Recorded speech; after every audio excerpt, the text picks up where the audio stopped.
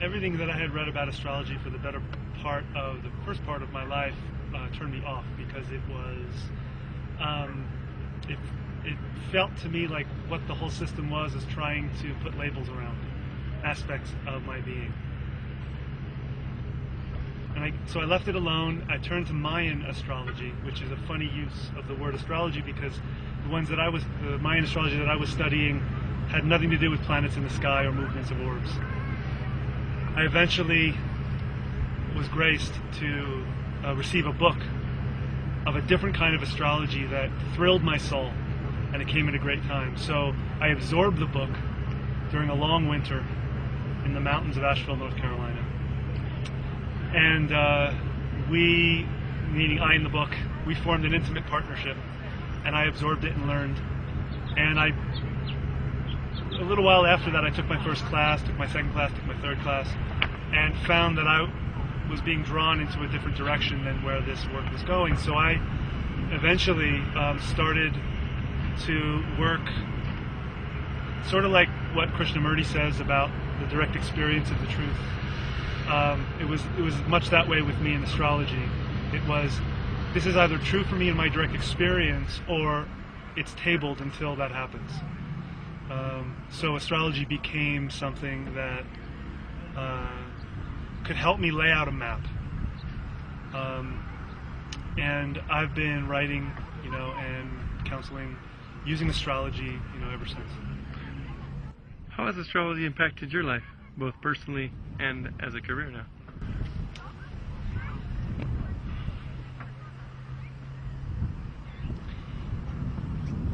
Astrology has shown me that there's a context for chaos. There's a sense of, or a promise, albeit sometimes in the wind as a fleeting glimpse, of an order, of a terrain that can be mapped and understood. And that terrain that I'm speaking about here is not an outer terrain, because on one level that astrology would back up, there is no outer terrain, but it's the terrain of consciousness itself, which is the underlying stuffness which links all of the physical realms, the mountains, me, this film.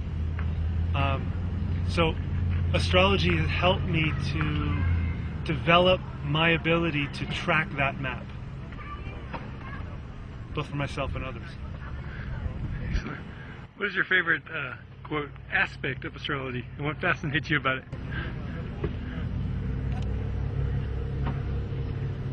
I continue to use astrology as the map, or as the system, working with others, individuals, couples, and groups. Because there is, in every moment in a session or a reading, in every single breath or pause between the breaths, there is a moment, or there is always the potential for an awakening, an understanding, a new connection. In brain physiology, we call it a new dendrite has just been created to make better relationship with its neighbor's neuron. In maybe more of a sort of a spiritual or mystical understanding, there's the opportunity to recognize the true, our true nature.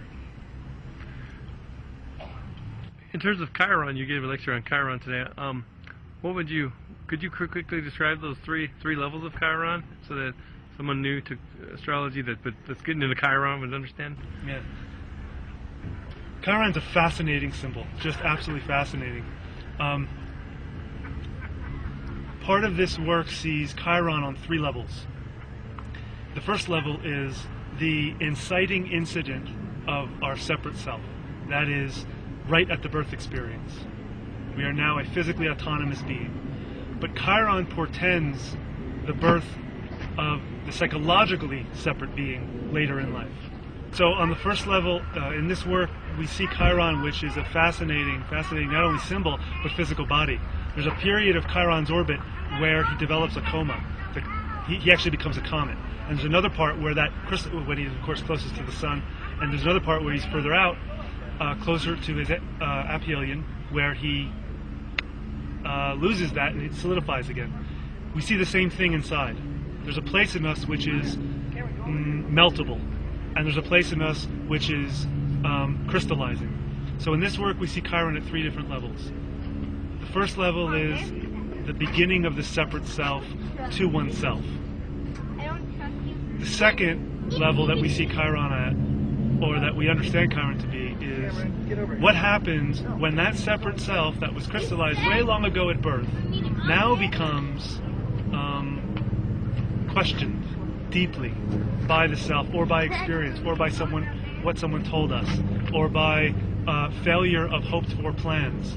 That's called the broken open heart, where the heart loses its protective layers whose job it was to protect vulnerability, to protect perceived innocence, and in some senses truth, or the perception that truth needs to be protected. That is, I need to be held safe. When that broken open heart occurs, it's quite amazing, because the self has nowhere to go, because it's dismantling its protections from within. The third level is very simply, what is the evolutionary result of that? Evolutionary result of the breaking open of the heart is always wisdom. And the word in this work that we call it, and it's quite a powerful word, it comes from the indigenous wisdom body, which is medicine. It's our sacred medicine. So what was the sacred wound at birth becomes the sacred medicine later in life. For some people it never happens, either because they're not chironically focused in their life, or because they're choosing on some level not to go there. But for other people it becomes a very powerful symbol.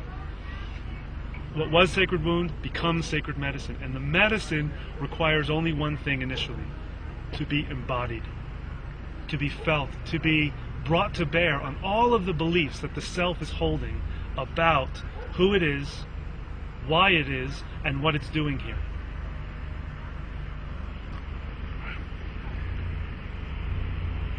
In your client work, how do you prepare for a session, and do you ever get nervous? And what do you do with it? Sometimes I do push-ups. The only I wouldn't say it's a nervousness, but there's a body question that comes up when I see a chart similar to mine. That's the only time it comes up that I've noticed, and I've been doing sessions now for a number of years. It used to be nervousness a lot more, really no longer, and I think that just comes from experience. I think that's anyone. But when that body question shows up with that particular client, what I do is I look at the chart with a soft gaze, and then I close my eyes and I let the chart go, I let myself as astrologer go, I let this other person as my client go, and I just sit in the resonance of whatever is about to happen in its own perfection. Perfection here does not mean some blissed out, new agey, fake bliss bunny thing. Perfection here means actually as the actual alchemy between me and the client, and between the different aspects in the client, is actually going to come up, which might look like anger, or it might look like mild samadhi, or it might look like emotional release, or it might look like indifference. And I sort of make sure that I'm in the right place.